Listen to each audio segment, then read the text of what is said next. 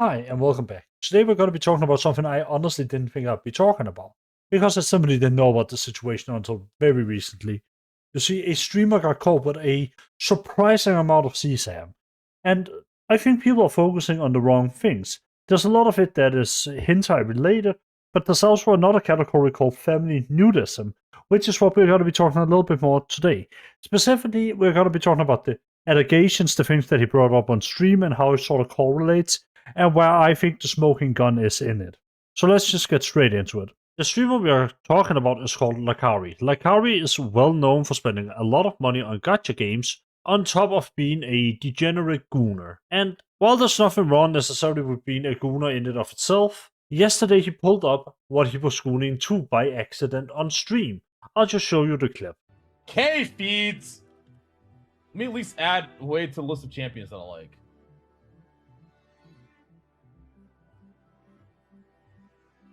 Now underneath this here goon pad, there's a link that would lead to a website that contains files that suggest that there were both CSAM on them, but not just CSAM, also animal abuse content, and of course, we can't forget family nudity, which is a thing that is on a technicality not illegal, as the human body isn't seen as being explicit, and as such there are websites that will host it within the boundaries of the law.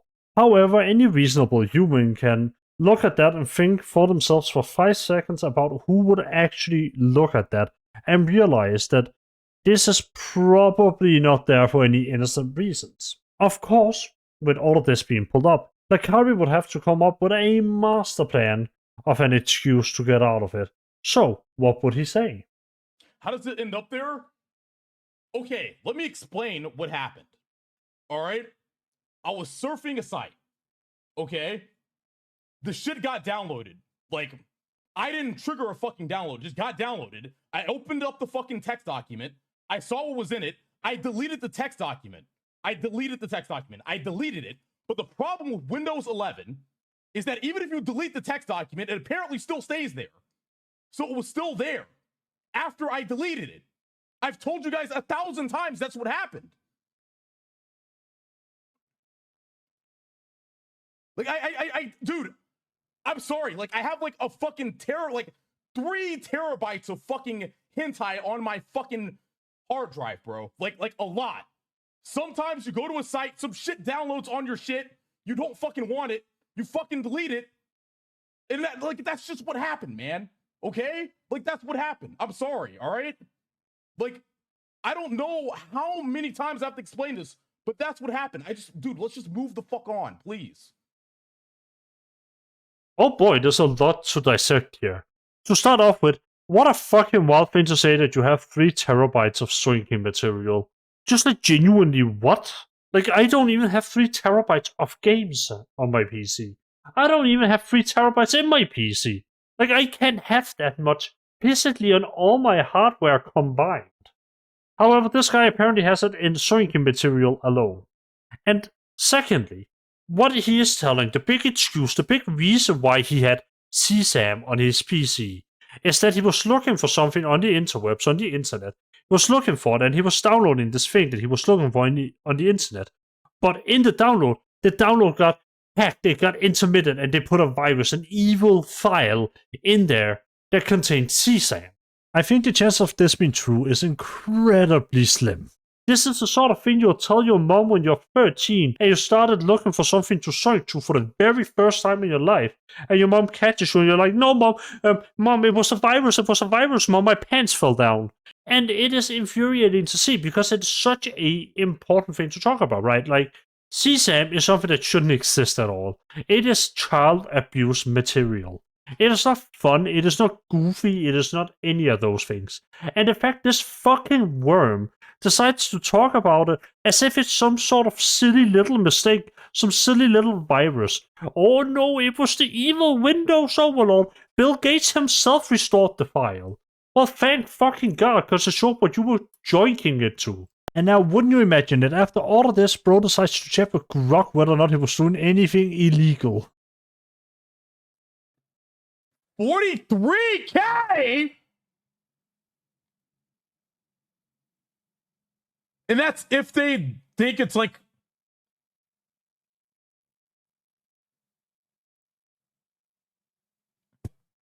Oh my fucking god.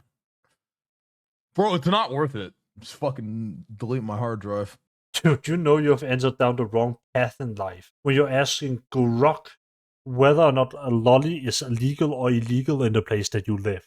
I mean, come the fuck on, man. What are we doing? Now, for me, the big reason why I wanted to talk about this is not really the lolly. The lolly is something a lot of people have covered, and it's really, really bad. However, I have seen much less people discuss the family nudism part of this. You see, at the bottom there on the links, one of the things that are in the files is family nudism. Family nudism is, as the name implies, a nude family together, right? And there's technically nothing illegal in posting that onto the internet. Where it becomes illegal is what people use these images for. You see, a lot of platforms will not have them there, they'll ban them. And that is because there's a bunch of PDF files who will look specifically for these pictures to pleasure themselves. And being that this is found within the goon folder, it is found within the place where he would soink it off. I think this is a pretty big smoking gun. Because, again, there is a lot of underground sort of more niche ways to circumvent the law. And family nudism has for a while been a way to legally post naked kids because it isn't quote-unquote explicit. However, the use of it often tends to be very explicit, and it often tends to be something that people might look up specifically for pleasuring themselves without getting into as much trouble. And I think the fact that these are found within a goon folder really is bad. It's really bad in my opinion. Because again, these are real kids. And of course, it isn't the only underground form of CSAM that is being posted online. There's also the breastfeeding videos and so on. There's a lot of ways to attempt to circumvent these laws, which unfortunately are all fucking disgusting, and it's deplorable that anybody would look this up. Now, to play ball with the idea that is for survivors one final time, I'm just gonna say it as it is. Don't delete your hard drive. If this wasn't you, this wasn't something that you had looked into, it wasn't anything that you had anything to do with, hire a private investigator and prove it. I genuinely need some proof here on the table, other than just the word of this man that this isn't him. Something that could, without a shadow of a doubt, prove he's innocent. Because, quite frankly, this looks fucking horrible. And the fact that he would continue to stream for another few hours, making a fool of himself, looking up Grok's idea of CSAM, like being legal or illegal in his state. Things like that is just really fucking weird. It is not one of those things where I think you can really circumvent it. You need to respond to this, and you need to respond fast.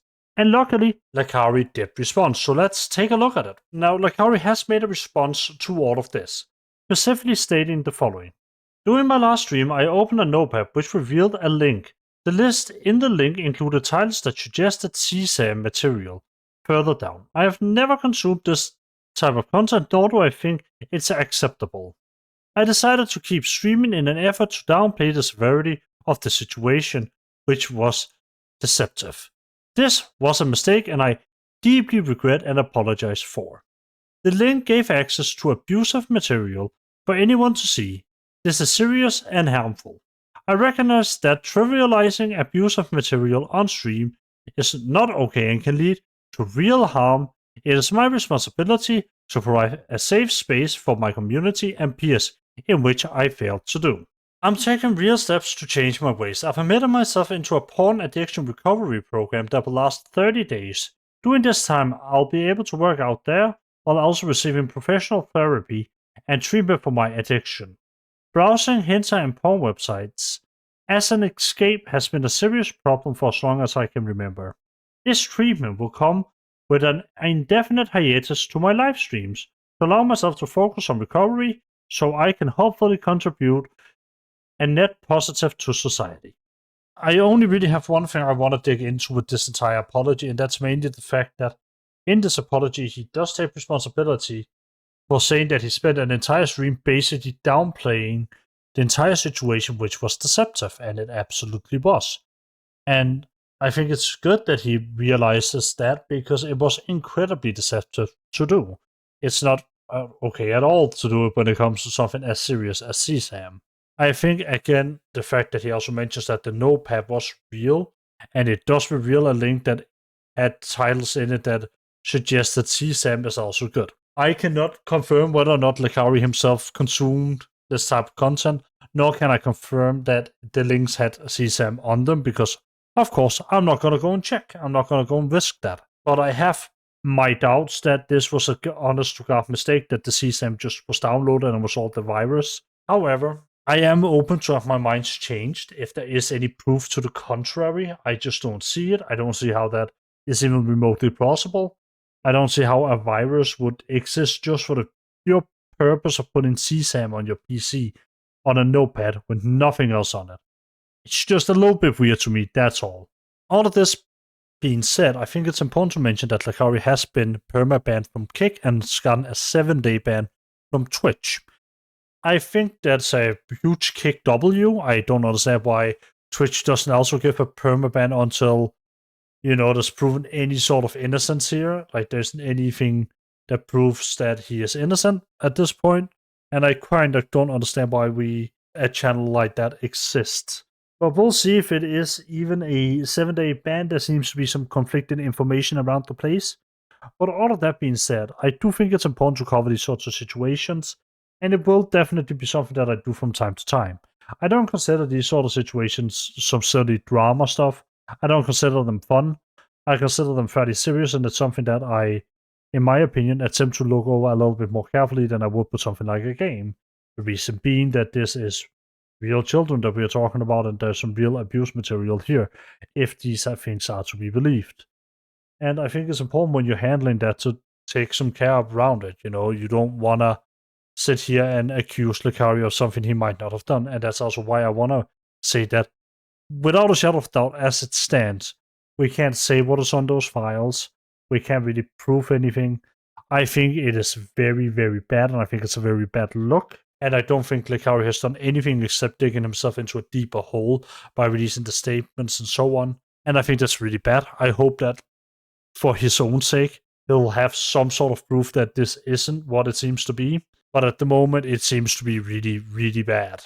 But all of that being said, that is what I have to say for today. And next week, hopefully, we can get back to some more normal videos. I hope you enjoyed the video, and if you did, take care of yourself. And I'll see you all later. Have a wonderful day ahead of you. Bye.